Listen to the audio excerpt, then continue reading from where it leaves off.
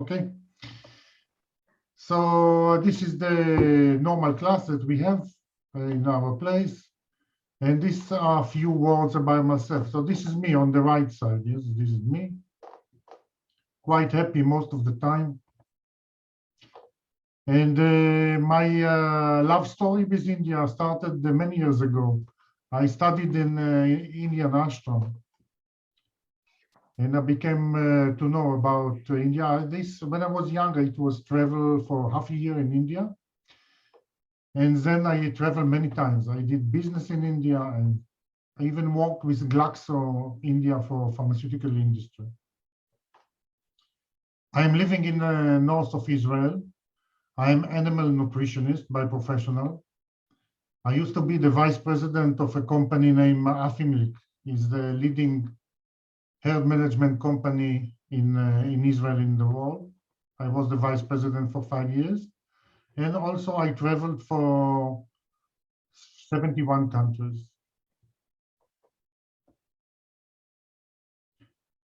About Israeli Dairy School, we changed a little bit during the COVID. We changed our slogan to say inform, connect, inspire, making us very unique in what we do. So inform, we obtain the best information and knowledge about dairy farming. Connect, usually the people that coming to our seminars, they make good connections with other people or from the same country or different part of the world, and they become good friends. And inspire, because most of the people that join us, they say this is a life-changing experience. And they are really happy about these opportunities that we had. Okay, why I'm doing it, I'm the owner of the Israeli Dairy School. Why I'm doing it, it was my dream for many years. And I'm trying to do it the best I can. There is no government involved, it's private organization. I do it with my team, and we try to do it the best we can. Okay, so the school itself is founded 13 years ago. Till today, we had about 700 trainees from different 23 countries. Our team is considered to be 55 team members. All of them are expert in the dairy industry. We work with small groups and big groups. Our biggest group, 40 people, usually smallest group are 3 people.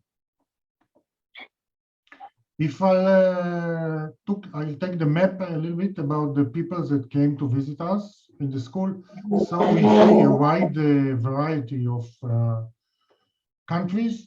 Usually we work with European countries, and they are coming to Israel to see what we are doing here. But we also had people from the United States, Japan, and other countries. In the United States, we work with the cooperation with Michigan State University. Okay, what is dairy school main activities? Our main activities that we do the dairy seminars for groups. This means 90% of our activity are companies, organizations, okay, that are coming as a group to us.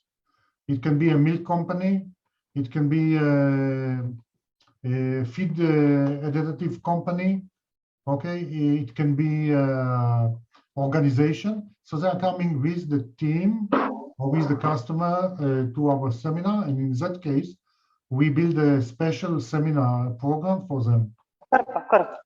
Okay, once a year, we are holding a summer seminar for individuals. Each individual from the dairy industry can come and join us. We also have a sheep and goat farming seminar. This is a unique activity. We are one of the only organizations in the world that are doing sheep and goat herd management training. We do also on-site dairy support. We send our trainers overseas, and we have a new activities that we call the milk processing seminar, especially for milk companies. Okay, activities mainly for groups. I call them cows. Okay, cows. It seems to be nice. Why? C is for class lectures. We have a lot of class lectures. We have, as I mentioned, we have about 50 topics that we are choosing from, depend on the level of the group. So we can take from very basic to very advanced subjects, theoretical subjects. Then the O is for on-farm training. We actually visiting farms and seeing this, what is happening on the farm itself. The W is the world-class experience. We try to do it as all-inclusive in a very high standard. Okay, and the S is for social activities. It means if a company organization coming to us, we do some social activities to this group as well. Okay, activity mainly for groups. So choose your topic of interest, 50 topics to choose from, flexible time frame, and all included. Israel, fact about Israel. I try to put some figures about Israel and India, so you see the map.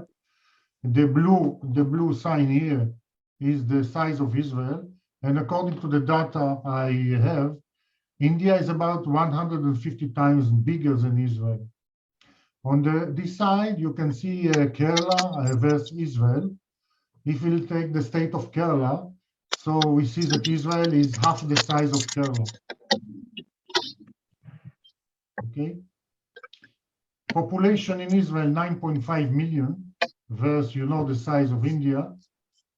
Israel cost of living is very expensive, it's about 7 times more than India. And the most interesting thing in Israel, over time, agriculture has become less important. This means Israel is going for high-tech more and less for security, for high-tech, less and less about agriculture. And this is our fight here to keep agriculture important as we can do it. Israeli dairy industry. So my question, do you know how many cows in Israel? Dr. Mani, you're on mute. Yes. So around 0.1 million?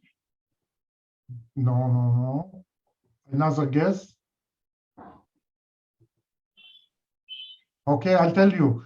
The total cows in Israel number is amazingly small. Okay, we have big name, but it's amazingly small. We have 100,000 cows only. 100,000 cows only. Okay, so total you can see 100,000 cows. So why we are so famous? Because we are Israel. Even the population of Israel is small, but also the cow is very famous. Why? Israel, yesterday we celebrated our Independence Day. We got our independence in 1948, I think same as India, almost same as India. 47, 48, so we almost the same. So if I'll take the number of milk, the number of how much milk produced at the Independence Day and compare it to now, so we see on the Independence Day, 1948, each cow produced about 4,000 liters of milk only. And in 70 years, we are coming to an average of 12,000 liters per cow per year. Okay, and in our seminars, we try to explain what we are doing different in Israel in order to achieve this amazing figure.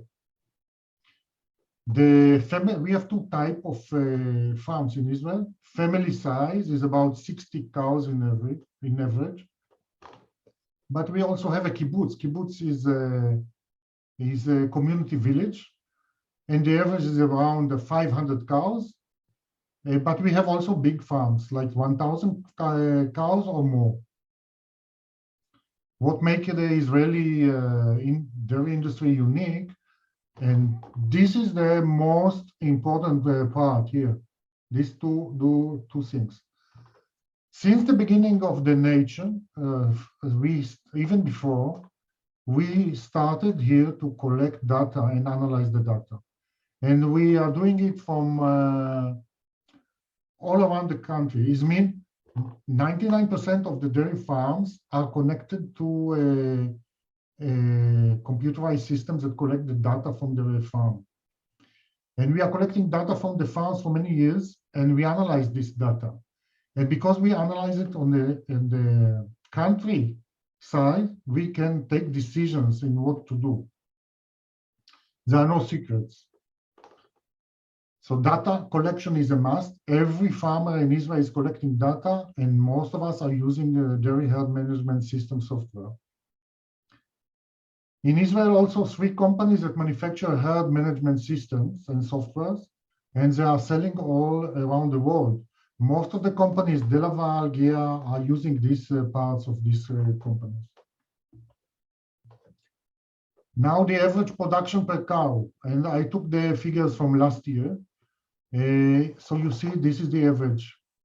Is 12,222 kilogram of milk per cow per year. We milk 3 times a day. Fat is 3.28, protein 3.8. And you can see the graph, how it grows by the years. In Israel, we are using a cow, we call it Israeli Holstein cow. What is the Israeli Holstein cow? Is developed by the state-owned units that call, or companies that call Sion. And for years, it started with crossbreeding of Damascus cow and Dutch bulls. And the breed make the selection for high production and disease resistance. The cow is not so beautiful as you see in Dutch cows or Netherlands or Europe and even the United States. Our cow is not so beautiful, but we have the highest milk production per cow per year since the 1990s. This means we are keeping these figures for a long time. And the achievements, once again, I'm saying, is based on ongoing data collection. Once a year, we are doing here a summer herd management summer in Israel. We are doing it only once a year. And this, as I mentioned, this seminar is open to individuals. Usually in each seminar, we have people from India. This year, we are doing it June 26 to June 30 in Israel. In Kibbutz Gan Yabi. Kibbutz is a community village near the Sea of Galilee. This is the first seminar we are doing after the COVID started. So it means we are renewing our activity. Main seminar topics, not all, but I try to put the main seminar topics. Nutrition management, we emphasize the nutrition because we believe that this is one of the most important part, in the running a good dairy farm. Feeding is about 70% of the cost. So we are trying to teach how we are doing it differently in Israel. We are also teaching breeding and fertility.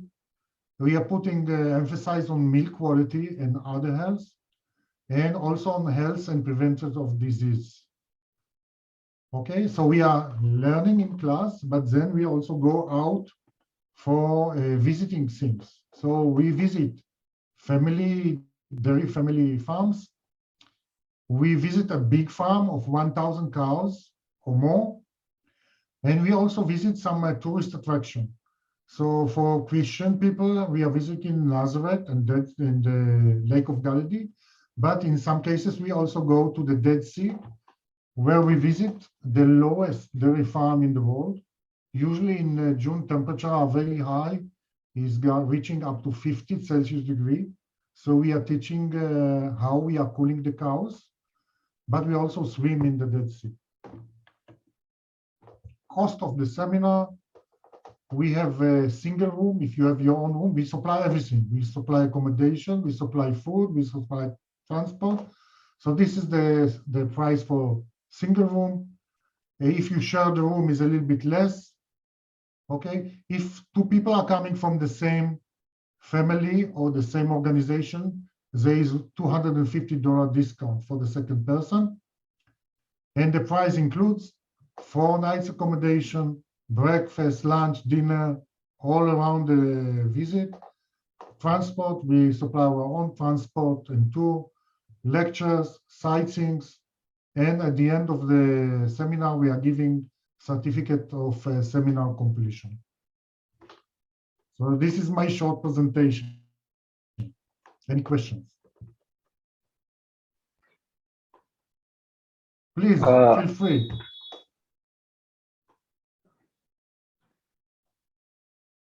Yeah, Mr. Linger, because you are very much aware about the India, the number of farms which are those are having those modern infrastructure and like world class. There are few, Yes, and India is a mostly dairy industry is dependent on a smallholder farm.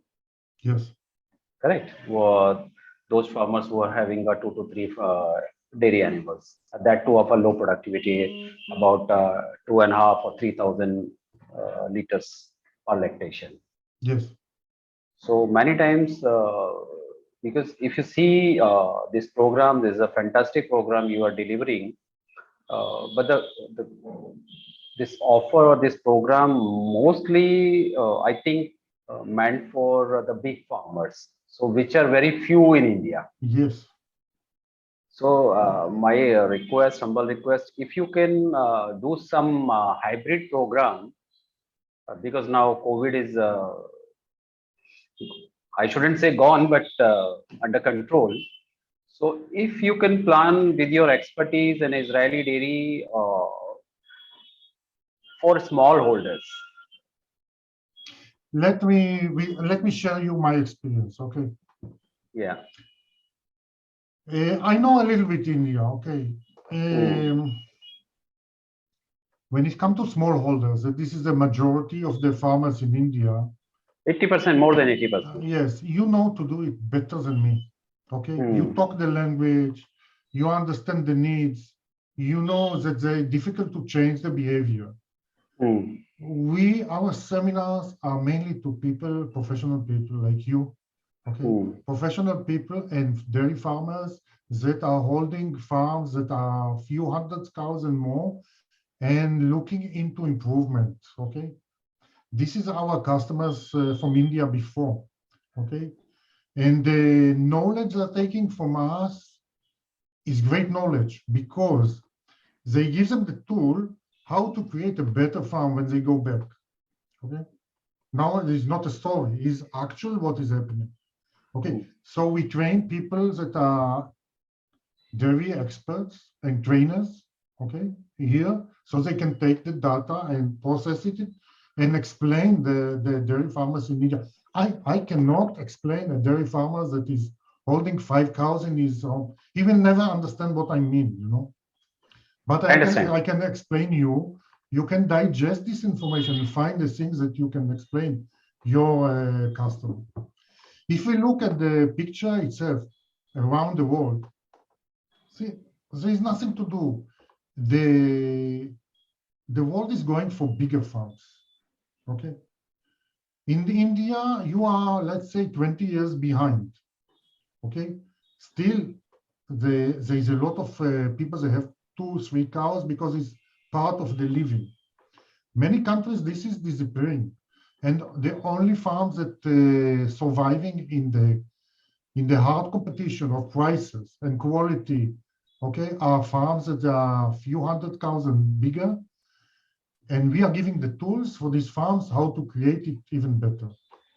Okay, we have no possibility to teach the simple farm how to improve his activity. Yes, Mr. Ringer, I understand your concern. My point is, if you can, like the technology which you are having, mostly are meant for the big farms. Yes, Okay, so because Israel is a fantastic record in the improving the productivity of animals. So uh, if something can be come out from your side or your experience uh, in terms of technology, which can be customized for these farms, rather than because they cannot implement even the like I'm a trainer and I come over there, I learn. but I would not be able to translate an implementation in my place, because Yes, those farmers are not having that much of capital to invest in those infrastructures and technologies, isn't it? yes. In the past, we tried to cooperate with some companies in India that working in Hmm. some development for educating these farmers, but it didn't work Couldn't, for us. yeah, It didn't couldn't work. work. It didn't. Yes, yes. So Yes, it that's, didn't work for us. So we have to face reality. Yes, yes. yes, So that is, this is the reality. this is the reality. Yeah. So what I can do here is Hmm. train you. Okay, I Hmm. can train the advanced farmers, but Hmm. I cannot train. You know, we had one group with us. They Hmm. came.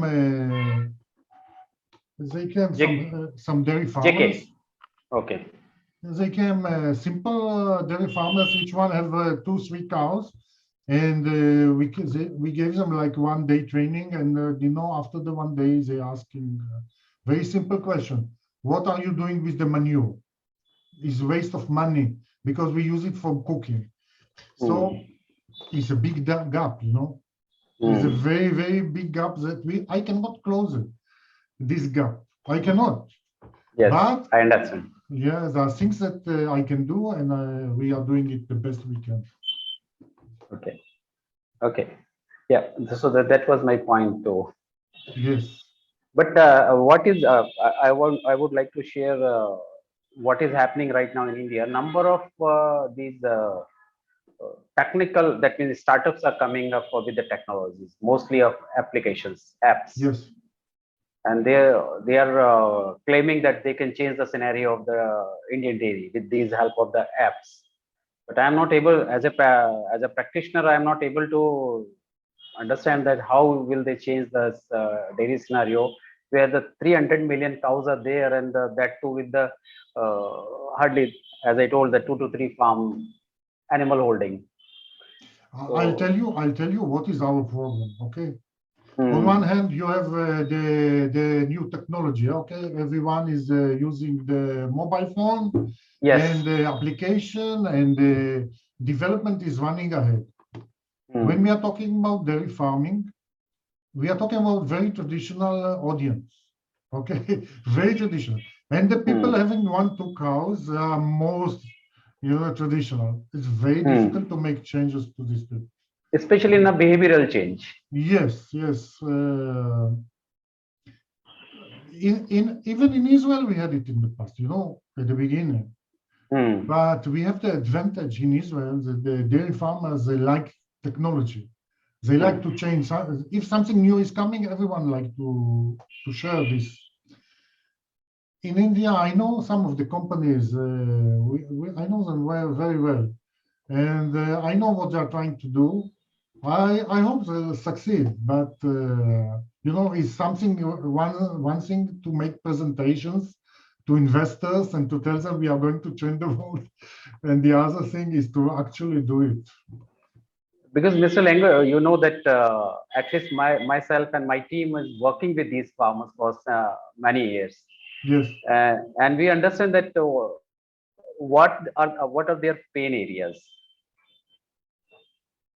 That application or apps are not going to solve that.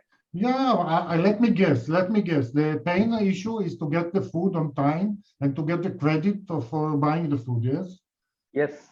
And in some cases, to someone to look at the cows because the cow is sick and they need someone to have a look to give advice, and then they need the money to buy the medicine. We are talking Yeah, about and yeah, timely insemination. yes, To get cows pregnant, the timely insemination is required, and that too quality insemination, I should say. yeah, Insemination can happen, but the quality, to ensure the quality insemination by the paravets, because veterinarians are not doing all this, yes, because the number of by looking at the span, that means span of control or area under one veterinarian in India, it's very difficult to cover all those animals for insemination, timely insemination. So maybe here, may I tell you, maybe here there's opportunity because we are using in Israel automatic system to find the exact time for insemination. It's mean heat detection systems. You know them, yeah? If a company in India will find a solution, let me ask you a question. How many customers do you have? Customers, because I'm having customers at 300 million, around 100 million, or you can say, yeah, 100 million, you can say. Okay, you have, let's say, thousands of customers, okay? Yeah, thousands of customers. Okay. If insemination in time is a problem, okay, maybe some Indian company can develop heat detection systems that is very simple, very, very simple. And in this case, you can, as someone that is giving advising to these farms, you can get alarm and tell them you must inseminate at this point. Yes. What we did, we simply develop one alert system. Yes.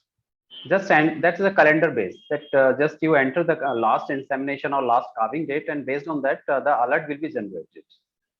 Yes, but do you have some behavioral control? That is not there. That is not there. Add on the top of it some behavior control. And nowadays, these systems are getting cheaper and cheaper. Yes. Most of the Indian companies, what they are doing, they're just copying, or they are just like you told, those farm management system, and those receivers and the callers. Or I'll tell you why. I'll tell you why. Because on that, all systems are making money. If they send one equipment only the heat detection for 2 cows, they're not doing money. So they have no interest. Exactly. Yes, but if someone will do it on the country level or state level, it can be very nice. It can really get a solution to the problem if you add it to a system that you have it already. Great. So number of farmers are looking for your training. So let me see how they can be connected to you. Yes. What I can say is that when it comes to India, you need a visa to Israel. Visa to Israel takes time, so it's better to do it as early as possible. Sure. So that's it. Feel free to contact me anytime. Sure. And I see there's another participant, Romesh, if he is online. Romesh? No response. Just let me see. Mr. Romesh, are you there? Yes, sir, but I'm in a network. I'm in the hills of Kerala, so I'm having very poor network. Yeah, your voice is clear, Mr. Romesh. If you want to ask Mr. Langer, because he is a friend of mine, so you can ask anything regarding dairy farming. No, that was a nice presentation. So as of now, I don't have a query. That's it to ask him. I must say, Romesh, you are staying on the hills of Kerala. Is one of the most beautiful places in India. Heaven on earth. Yeah, wow. Or you can say the God's own country. What they call it. It is. Yeah. Okay. So thank you both for attending this short presentation, and feel free to contact me. I'm available to answer any question and build a good relationship. Yeah. Take care. Take care. Be safe. Bye.